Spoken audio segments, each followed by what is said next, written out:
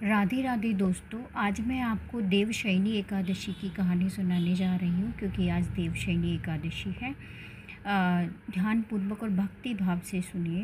धर्मराज युधिष्ठिर बोले, हे भगवान, आषाढ़ माह के शुक्ल पक्ष की एकादशी का क्या नाम है और उस दिन कौन से देवता की पूजा होती है तथा उसकी विधि क्या है, सुविस्तार पूर्वक कहिए।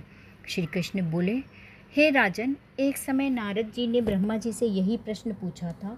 तब ब्रह्मा जी बोले, हे नारद, इस एकादशी का नाम पाद्या है। इसके व्रत करने से विष्णु भगवान प्रसन्न होते हैं। मैं यहाँ एक पौराणिक कथा कहता हूँ, ध्यान पूर्वक सुनिए। सूर्यवंशी मानधाता का नाम एक राजर्षि था। एक समय राजा के राज्य में 3 वर्ष तक जल न बरसा, जिससे राज्य में अकाल पड़ गया और प्रजा अन्न की कमी के कारण अत्यंत दुखी रहने लगी। एक दिन प्रजा राजा के पास जाकर प्रार्थना करने लगी, हे राजन, समस्त विश्व की सृष्टि का मुख्य कारण वर्षा है। इसी वर्षा के अभाव से राज्य में अकाल पड़ा है और अकाल से प्रजा मर रही है। हे राजन, आप कोई ऐसा उपाय बताइए जिससे हम लोगों का दुख दूर हो सके। इस पर राजा मानधाता बोले कि आप लोग ठीक कह रहे हैं, वर्षा से ही अन्न उत्पन्न होता है। वर्षा न होने से आप लोग बहुत दुखी होंगे। राजा के पापों के कारण ही प्रजा को दुख भोगना पड़ता है। मैं बहुत सोच विचार कर रहा हूँ, फिर भी मुझे अपना कोई दोष नहीं दिखाई दे रहा। मैं आप लोगों के दुख को दूर करने के लिए बहुत यत्न कर रहा हूँ। ऐसा कहकर राजा मानधाता भगवान की पूजा कर कुछ मुख्य आदमियों को साथ में लेकर वन को चल दिए। वहाँ एक ऋषियों के आश्रम में घूमते घूमते अंत में ब्रह्मा के पुत्र अंगिरा ऋषि के पास पहुँचा। वहाँ मुनि अभी नित्य कर्म से निवृत्त हुए थे। राजा ने उनके सम्मुख प्रणाम किया और मुनि ने उसको आशीर्वाद दिया और बोले, हे राजा, आप कुशल पूर्वक तो हैं तथा आपकी प्रजा भी कुशल पूर्वक होगी। आप इस स्थान पर कैसे, सो कहिए। राजा बोले, हे महर्षि, मेरे राज्य में 3 वर्ष से वर्षा नहीं हो रही है। इससे अकाल पड़ गया है और प्रजा महान दुख भोग रही है। प्रजा के कष्ट को दूर करने के लिए कोई उपाय बताइए। इस पर वह ऋषि बोले, राजन, यह सतयुग है, सब युगों में श्रेष्ठ है।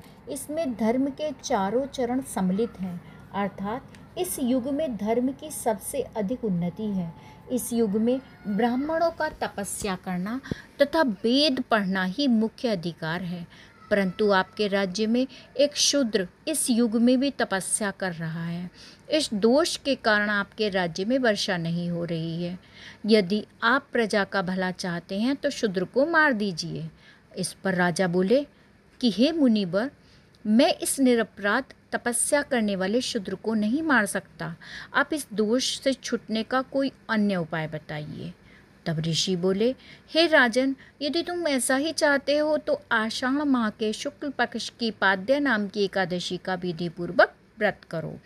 इसके व्रत के प्रभाव से तुम्हारे राज्य में वर्षा होगी और प्रजा सुख पाएगी, क्योंकि इस एकादशी व्रत सब सिद्धियों को देने वाला है और उपद्रव को शांति करने वाला है। इस एकादशी का व्रत तुम प्रजा व सेवक मंत्रियों सहित करो। मुनि के वचनों को सुन राजा अपने नगर को वापस आ गया और विधि पूर्वक पद्मा एकादशी का व्रत किया। उस व्रत के प्रभाव से राज्य में वर्षा हुई और मनुष्य को सुख पहुंचा। इसीलिए यह व्रत सबको करना चाहिए। यह व्रत इस लोक में भोग और परलोक में मुक्ति देने वाला है। इसकी कथा को पढ़ने व सुनने से मनुष्य के समस्त पाप नष्ट हो जाते हैं। इस एकादशी को देवशयनी एकादशी भी कहते हैं और इस व्रत को करने से विष्णु भगवान अत्यंत प्रसन्न होते हैं। अतः मोक्ष की प्राप्ति के लिए भी मनुष्य को यह व्रत करना चाहिए। चातुर्मास से व्रत भी इस एकादशी के व्रत से शुरू किया जाता है। कुंती पुत्र युधिष्ठिर बोले, हे भगवान, विष्णु भगवान का शयन व्रत किस प्रकार किया जाता है, सब कृपा पूर्वक कहिए। श्री कृष्ण बोले, हे राजन, अब मैं आपको विष्णु के शयन का व्रत कहता हूँ। और साथ ही साथ चतुर्मास व्रत को भी यहीं पर मेरी बताता हूँ। देवशयनी आप एकादशी ध्यानपूर्वक की व्रत सुनिए। कथा समाप्त होती है। मैं अगले वीडियो में आपसे फिर मिलती हूँ। तब तक के लिए मेरे चैनल को सब्सक्राइब करना ना भूलिए और राधे राधे लिखना ना भूलिए। राधे राधे।